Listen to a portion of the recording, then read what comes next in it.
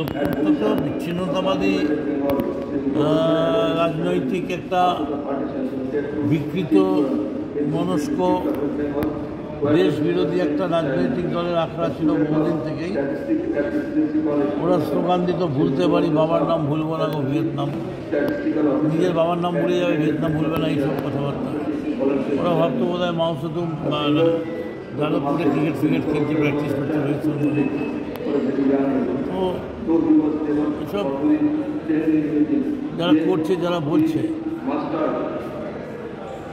আমার মনে হয় এরা মানুষের থেকে এমনি বিচ্ছিন্ন হয়ে যাবে, কারণ মানুষ কিন্তু এসব পছন্দ করছে।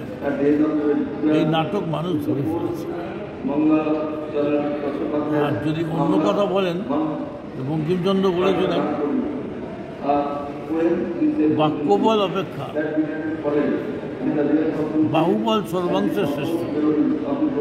কিন্তু অনেক সমস্যা যেখানে বাক্যবলে কাজ হয় না, সেখানে বাহুবল প্রয়োগই একমাত্র উৎকৃষ্ট পন্থা।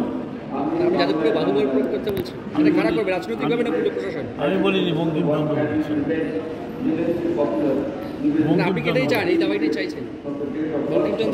দাবাই তো দেওয়ার দরকার পড়বে না, দাবাইয়ের ওষুধগুলো বার করলে, প্যাকেটগুলো বার করলে এমনি সব চলে যাবে। এটা কোনো কথা হলো?